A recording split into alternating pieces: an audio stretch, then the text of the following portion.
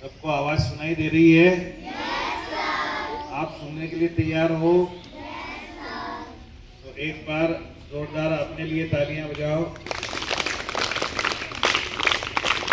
ये जो बच्चे जिन्होंने वहां बैठ करके पत्थर इकट्ठे कर लिए वो फेंको पहले।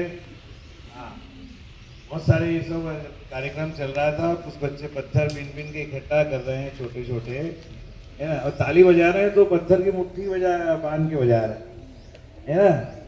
अब एक बार, है ना, तो जब चिंतन दिवस का मतलब क्या, चिंतन का मतलब क्या होता है, ये जब तक हम समझेंगे नहीं, थिंकिंग का मतलब, चिंतन का मतलब होता क्या है, ठीक है ना, इसके कौन कौन से रूप होते हैं, जब तक आप इसे समझोगे नहीं तब तक आपके लिए केवल ये ऐसे ही परंपरा रहेगी कि चल रहा है तो ऐसे ही चलता है इसलिए ऐसा है ना। देखो, चिंतन कई तरीके से होता है, दो तीन बातें बता रहा हूं मैं। ये जो बच्चे अभी सामने देखेंगे, ये पानी की बोतल को मुंह से लगाया हुआ, और इसके पीछे वाला बिल्कुल कंसंट्रेट नहीं है, पूरे बच्चों को देख रहा है पीछे मुड़ के, लेकिन खुद सामने नहीं देख रहा है ना। पानी पी करके अपना अभी कोई हाथ नहीं लगा, बॉटल साइड में रख दो, ठीक है। आप सब लोगों में से कितने बच्चे हैं जो सुबह उठकर स्कूल में आने से पहले अपने अपने इष्ट भगवान जिसमें आस्था है उसके सामने खड़े होकर हाथ जोड़कर प्रार्थना करते हैं? कितने सारे बच्चे हैं? अरे वाह, चलो ये जिन्होंने एक हाथ ऊंचा किया वो दूसरा भी हाथ ऊंचा करो और खुद के लिए ताली बजाओ। ओके, तो जब हम सुबह उठकर अपने ईश्वर के सामने आंखें बंद करके अपने लिए, और जनरली तो अपने लिए लोग मानते हैं, लेकिन कुछ लोग अपने लिए, कुछ अपनी फैमिली के लिए, कुछ पूरी सोसाइटी के लिए, कुछ पूरे देश के लिए और कुछ पूरे वर्ल्ड के लिए अच्छा कुछ भी मानते हैं, और अपने बारे में भी कुछ बोलते हैं कि मैं ऐसा करूंगा और ऐसा होना चाहिए। तो जो ईश्वर के सामने चाहे 1 मिनट खड़े होकर कोई भी बात की जाती है, वह भी चिंतन का एक रूप है। तो चिंतन का शुरुआत प्रतिदिन स्कूल में आने से पहले अपने घर में ही हो जाती है, ठीक है ना। तो every day is thinking day, every दिवस इज चिंतन दिवस, है ना। एक बात। दूसरा, जब आपको आपका कोई बड़ा, चाहे शिक्षक हो, परिवार में कोई बड़ा व्यक्ति हो, दादी नानी हो, मम्मी पापा हो, आपको कुछ भी गलत नहीं करने के लिए बोलते हैं और अच्छा करने के लिए समझाते हैं, और फिर आप उसके ऊपर सोचते हो कि हाँ ये बात तो सही है, मुझे ऐसा नहीं करना चाहिए।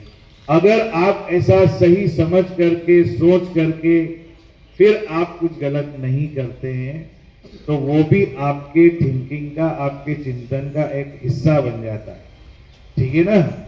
पहला, हम खुद ईश्वर से जब प्रार्थना करते हैं। दूसरा, जब कोई बड़ा हमें समझाता है और हमें चिंतन करने को मजबूर करता है, फिर हम सोचते हैं, चिंतन करते हैं, थिंकिंग करते हैं, और फिर हम कुछ अच्छा करते हैं। ये चिंतन दिवस का असली परिणाम होता है, ये थिंकिंग होती है ना। अब कभी कभी कुछ बच्चे ऐसे भी होते हैं जो घर में, ईमानदारी से बताना, सुबह में या शाम को बैठ करके किसी आसन में आंखें बंद करके योगा करते हैं, ध्यान करते हैं। ऐसे कोई बच्चे अगर है तो केवल वही हाथ ऊंचा करो, ऐसे अच्छे से हाथ ऊंचा करो जो बच्चे ऐसा करते हैं। हम हाथ काउंट करेंगे, 1 2 3 और 4 5 6 7 8 9 10 11, ओके, हैंड्स डाउन। तो ये जो बच्चे हैं बेटा, ध्यान करना, योग करना, आंखें बंद करके अपने मन को एकाग्र करना, ये सब भी चिंतन का एक रूप है, ठीक है।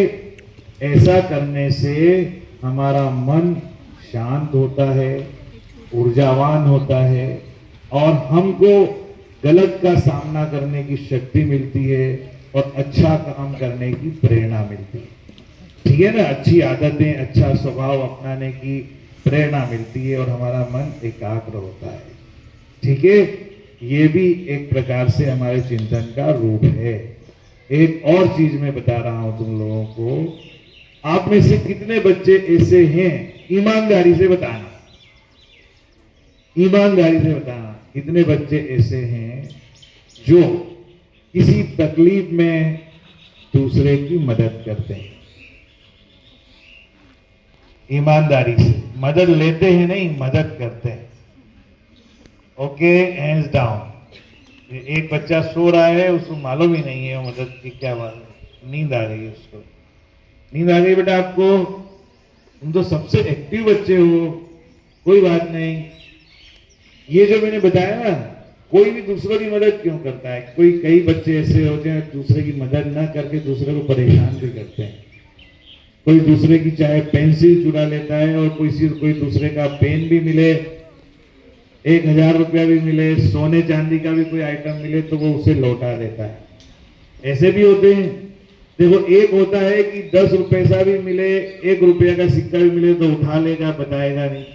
और कुछ ऐसे भी होते हैं जो सोने की चीज भी मिल जाए, कितना भी बड़ा 500 का नोट भी मिल जाए या कोई कीमती वस्तु मिल जाए, तो वो ये सोचता है कि ये जिसकी खोई हुई है वो कितना दुख में होगा, वो बेचारा ढूंढ रहा होगा, और अगर ये उसे वापस मिल जाए तो वो कितना खुश होगा। सोचते हैं ना ऐसा? तो जो ऐसा सोचता है और ऐसा करता है, दूसरों की मदद